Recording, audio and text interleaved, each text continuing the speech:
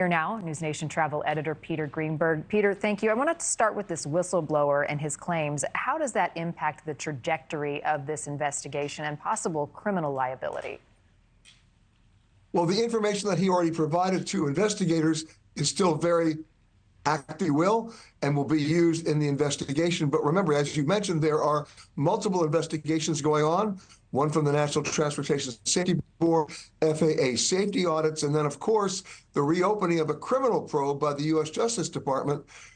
Boeing actually paid a $2.5 million payment in order to settle a criminal case resulting from those two crashes back in 2018 and 2019 that killed 346 people. But that was a conditional settlement, and it was conditioned on Boeing not repeating that behavior. Well, they just reopened the probe, so that tell you a lot.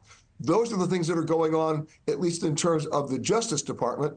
There are also things going on in terms of the airlines themselves, because remember, when the FAA basically slowed the production line at Boeing to a crawl, in many cases stopped it, that means the deliveries of new planes to the airlines was halted as well. And now the airlines have an issue with Boeing. Right. I mean, it's had such a ripple effect. In terms of transparency, I mean, the whistleblower's claims get to the heart of the culture around Boeing. How is Boeing responding to that, and how far back it may date? Well, it may date back quite a while, because remember, there were whistleblowers way before the crashes of the 737 MAX in 2008. Not only that, you have a situation here where the FAA just faulted Boeing in more than 30 safety audits that happened over the last 2 to 3 months. So they've got huge answers to supply. And of course, the culture of safety that's not really there based on the definition of terms of who's doing the inspections of the planes. First, when they're certified as safe to begin with, as airworthy, and then on the production line, as each goes down that line, certifying each plane as safe. That's the biggest issue that Congress is going to be looking at as well. How can Boeing use inspectors that are basically on Boeing's payroll? It should be the FAA's responsibility. Right. So walk us through what the options on the table for that would be. What would more oversight look like, and how soon would it take to get the ball rolling on that type of change? Well, that's the problem. You've got to, first of all, get the resources and the money from Congress allocated to the FAA to be able to hire and then train these inspectors, and then make sure they're doing so in an independent way, that they have the ability to halt the production line if there's a problem. This is going to take between 6 months to a year to do. So those Boeing assembly lines, we're not just talking about the 37, we're talking about the 777 and the Dreamliner. They're all going to be affected by this.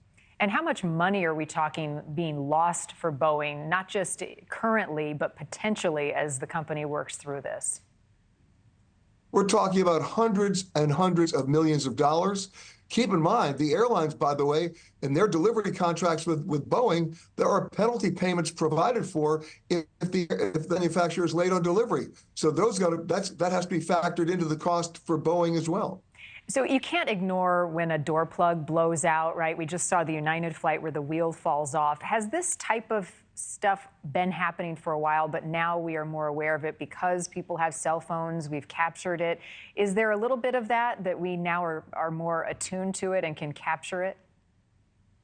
Well, there's actually a lot of that. We're very hypersensitive in this situation.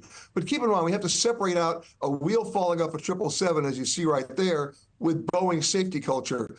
With maintenance issues at the airlines when it comes to that, or a panel missing, or hydraulic fluid leaking. That's why the CEO sent a memo to all of their customers saying we're refocusing on maintenance and also pilot training. That's a separate issue than the Boeing safety culture. It's all happening at once. Yeah, understood. Final question. What's the message to the traveling public as all of this plays out? I recently took a flight, didn't take my seatbelt off, right? We're all paying more attention to safety and what can happen in flight. Well, we should all be more concerned about it. We should all be more concerned about our situational awareness when we're on a plane. But I fly 3 days a week, as you know, and it's not stopping me from getting on a plane, because if the pilots are happy, I'm happy. Right now, though, here's the issue. We've just celebrated the 30 safest years of aviation safety since aviation began.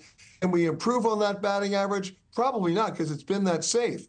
However, the challenge is, can we maintain it? And based on what we're seeing in terms of Boeing safety culture and its relationship with the FAA, That's the challenge that needs to be addressed. Yeah. Thank you for watching. Go to newsnationnow.com to find NewsNation on your television provider. And don't forget to click the red subscribe button below to get more of NewsNation's fact-driven, unbiased coverage.